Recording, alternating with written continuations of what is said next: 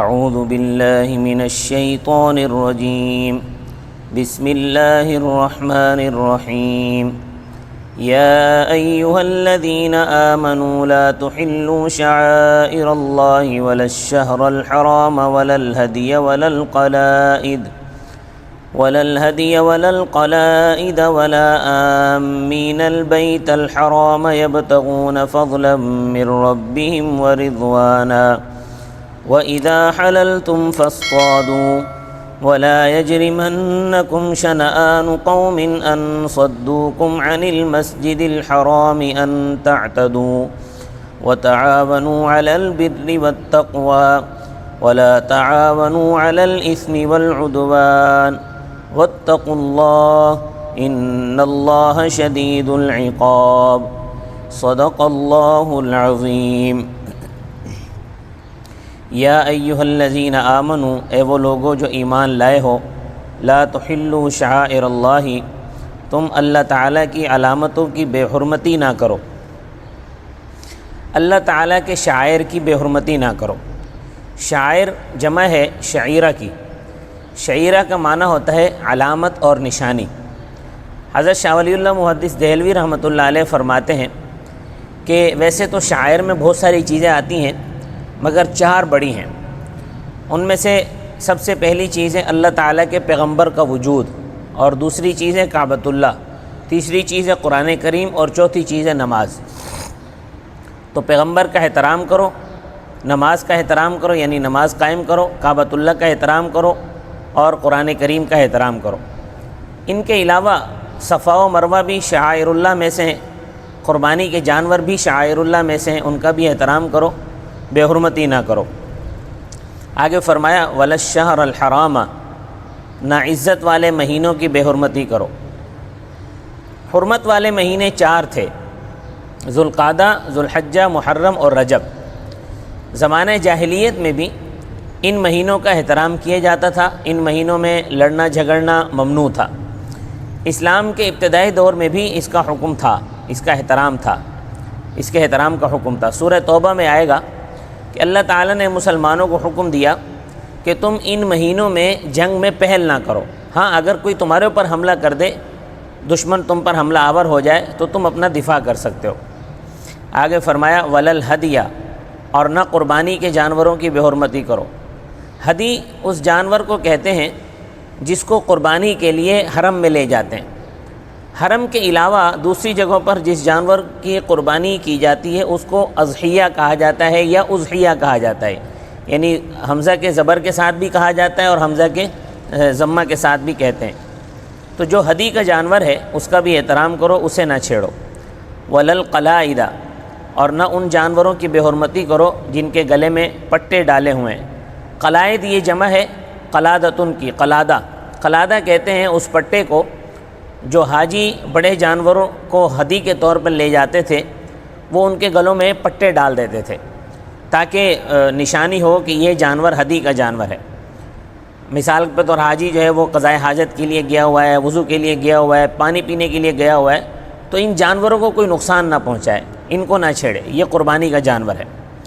آگے فرمایا ولا آمین البیت الحرام، اور نہ ان لوگوں کی بے حرمتی کرو جو بیت الحرام کا ارادہ کرنے والے ہیں، یعنی جو لوگ حج اور عمرے کے ارادے سے سفر کر رہے ہیں ان سے کسی قسم کی چھیڑ چھاڑ یا لڑائی نہیں ہونی چاہیے۔ کیونکہ وہ اللہ تعالیٰ کے مہمان ہیں اور اللہ کے گھر کی طرف جا رہے ہیں۔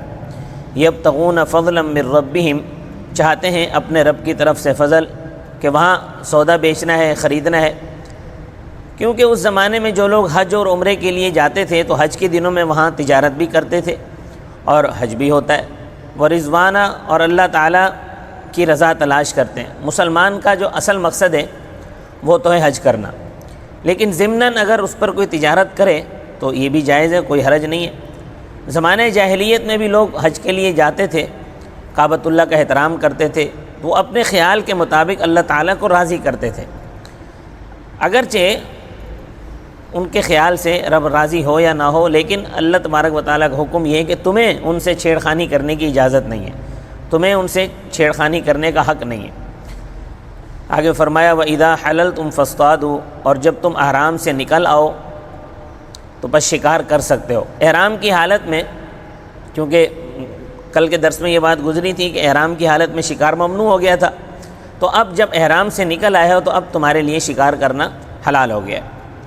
سن 6 ہجری میں حضرت صلی اللہ علیہ وسلم 1500 صحابہ کرام کے ہمراہ عمرے کے لیے تشریف لے گئے۔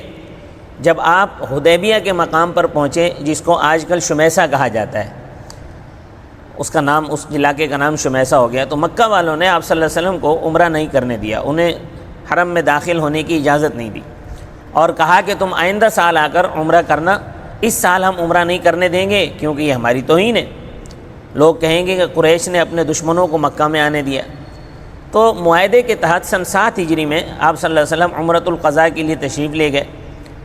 تو مسلمانوں کے دلوں میں پچھلے سال کا غصہ تھا کہ انہوں نے ہمیں جو ہے وہ داخل نہیں ہونے دیا تھا، ہمیں روکا تھا، تو اللہ تعالیٰ نے اس غصے کے اظہار سے بھی منع فرما دیا، پہلے ہی منع فرما دیا۔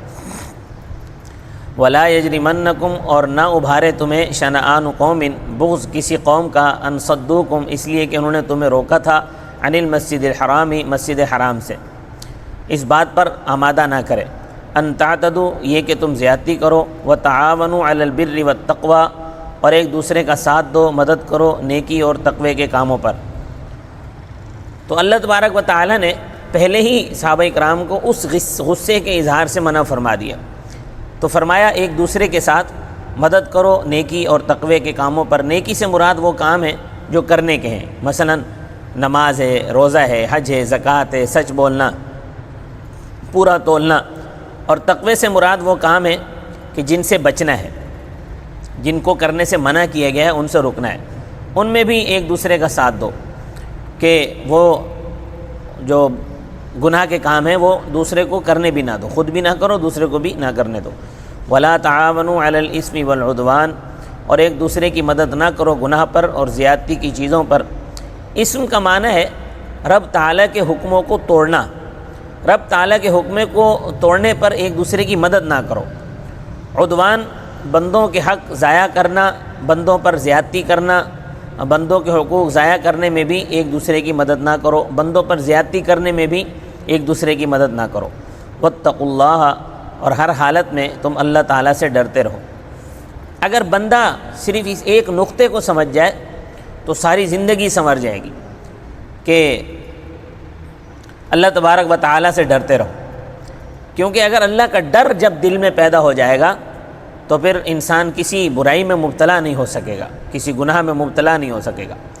اس کا تجربہ ہمیں رمضان میں بڑے اچھے طریقے سے ہو جاتا ہے کہ رمضان میں ایک مسلمان جب روزہ رکھتا ہے تو روزہ رکھنے کا اثر یہ ہوتا ہے کہ مسلمان کے دل میں اللہ کا خوف پیدا ہو جاتا ہے، اللہ کا ڈر پیدا ہو جاتا ہے۔ اب وہ اپنے گھر میں اکیلے رہتے ہوئے بھی کوئی چیز کھاتا پیتا نہیں ہے۔ کیوں نہیں کھاتا پیتا؟ حالانکہ اکیلا ہے، کوئی دیکھ تو نہیں رہا، کھا سکتا ہے، باہر نکلے لوگوں کے سامنے ایسے رہے جیسے کہ اس کو روزہ ہے، لیکن اکیلا اگر گھر میں ہو تو کھا پی تو سکتا ہے، لیکن نہیں کھاتا۔ کیوں؟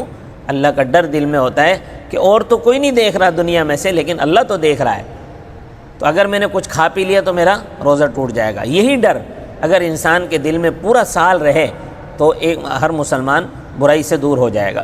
ان اللہ شدید العقاب، بے شک اللہ تعالیٰ سخت سزا دینے والا ہے، یعنی اللہ اگر تم نافرمانی کرو گے تو اللہ تعالیٰ کی سزا سے اور اس کی گرفت سے بچ نہیں سکتے۔ اللہ تبارک و تعالیٰ مجھے اور آپ کو عمل کی توفیق عطا فرمائے۔ وما علینا الا البلاغ المبین۔